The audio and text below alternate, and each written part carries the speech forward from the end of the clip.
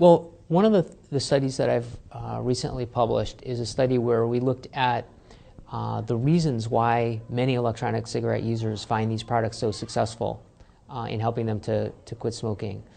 We did focus group interviews with 11 different electronic cigarette users, and basically based on these focus groups, we were able to identify common themes that seem to be common among all of these users. And some of the things that we identified were quite interesting. So one of the things that we found was that the users uniformly viewed electronic cigarettes as being more effective than nicotine replacement therapy. Many of them had used NRT in the past unsuccessfully. And so what is it that's different about electronic cigarettes that made it more successful, more effective for these people? So one of the things was that the product simulates actual smoking. And many of the respondents told us that the physical sensations of holding the cigarette, putting it into their mouth, exhaling, that is all part of the smoking experience, of the smoking addiction to them.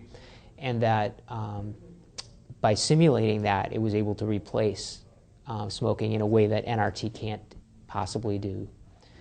Another theme was that there is an identity to being an electronic cigarette user. You're a vapor. It's an identity. The behavior you're engaging in is vaping. You know, there's a whole vocabulary that's built up around the vaping community. There are support groups, so there's a social aspect to it. There's a lot of social support. You don't see that with a nicotine patch. You know, there's no nicotine patch support group, or there's no nicotine patch users forum on the internet that I'm aware of. Whereas there is, you know, there's Vapors Forum and e-cigarette forum and lots of vibrant online communities which provide support. But they're really, when you're using an electronic cigarette, it's more than, it gives you an identity. It's not, you're not so much as just quitting smoking as you're developing a new identity as a vapor. The other thing that we found, which was fascinating to me, was that there are elements of kind of a hobby that are part of the experience. So choosing your electronic, the liquid that you're going to use, choosing the flavors, deciding on what type of system you're going to use. There are a lot of decisions that go into it. And that makes this kind of a hobby, you know, just like as if you're doing any other hobby that involves collecting things or, you know, making decisions about things. It creates a level of individual involvement and individual engagement in the process, which you don't see with NRT. And so that was another thing that was perceived as being part of the effectiveness of these products. And the last thing we found was that there's a difference between smoking addiction and nicotine addiction. And there are a large number of smokers who simply don't want to give up the nicotine. That's to them, it's just a really important part of the experience. And it's not that they really want the cigarettes anymore, but they do want the nicotine. And so these products give them an opportunity to get the nicotine and to essentially become smoke-free without becoming nicotine-free. And so that was another attractive feature. So I think that the way that this research really changes the field of tobacco control is that it really takes away this perception that smoking addiction is simply an addiction to nicotine, and that if you just replace the nicotine, that you have conquered the addiction. And I think it forces us to recognize that smoking addiction is not just a pharmacologic addiction, it's also a behavioral, physical, and social addiction. There are lots of reinforcing aspects of the behavior, and that you need to replace all of them. You need to treat all of them. And the reason why electronic cigarettes are taking off, I believe, is because they address not only the pharmacologic, but also these other aspects of the addiction.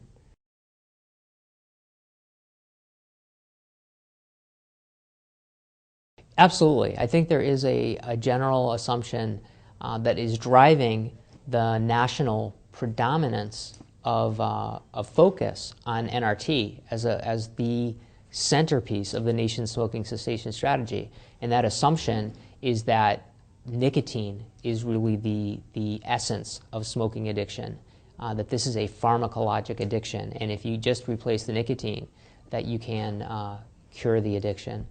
I think that's an assumption that has been within the tobacco control community, and I think it's just not the case. If you talk to smokers, my experience talking to smokers, interviewing smokers, treating smokers in the past has been that there's a lot more to this addiction than just the nicotine. There's physical aspects of holding cigarette, the mouth sensations, the puffing, the exhaling, the inhaling. There's even the throat hit. A lot of the vapors we talked about the importance of the throat hit. So there's a lot of the physical aspects of this, behavioral aspects of the addiction. And they're just as important as the nicotine addiction. And so nicotine replacement therapy is simply not going to be able to address those aspects of the addiction. I shared with the audience today data showing that replacing nicotine actually is not sufficient to cure the nicotine withdrawal symptoms. But interestingly, the converse is also the case, that giving people cigarettes without nicotine, so sham cigarettes essentially, is able to prevent many of the withdrawal symptoms. Even though the person's not getting any nicotine, you're actually curing or preventing a lot of their withdrawal symptoms. And how can you possibly explain that? And I think the way you can explain that is by understanding that smoking addiction is a complex phenomenon involving pharmacology, but also physical, behavioral, and social stimuli. And if you address those physical and behavioral and social stimuli, you actually can prevent cigarette craving, even in the absence of nicotine. Now, I'm not suggesting that should be done, but it does suggest that the combination of provision of nicotine combined with replacement of the smoking experience is really, I think, the ultimate treatment. And I think that's why electronic cigarettes have been so successful, and this is why I view products like electronic cigarettes as the wave of the future.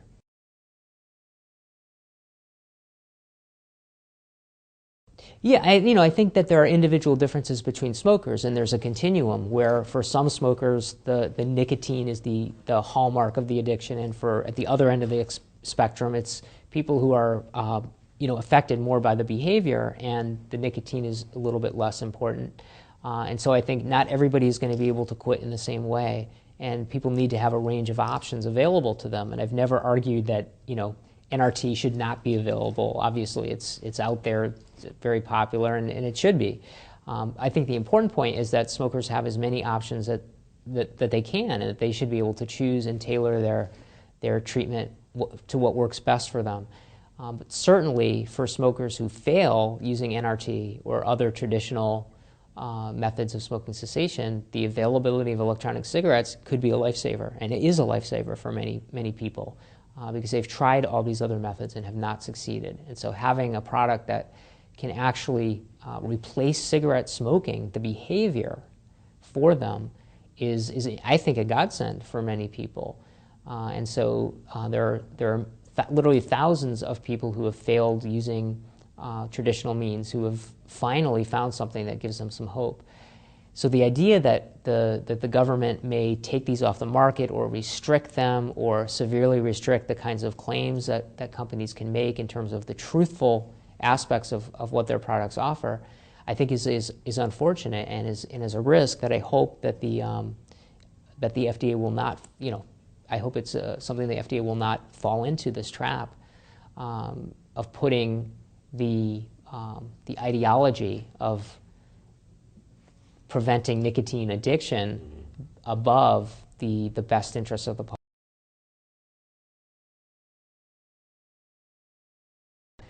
Well, I think it's pretty clear to me at this point that some sort of tobacco-free cigarette alternative device is going to be the wave of the future. And whether it's the current electronic cigarette or some innovative improvement upon this product, I think that clearly the wave of the future is some variant of this product, if not the type of products that exist today, or maybe a range of products that people can choose from depending on their tastes. And I think that we need to do everything that we can to allow innovation in this category.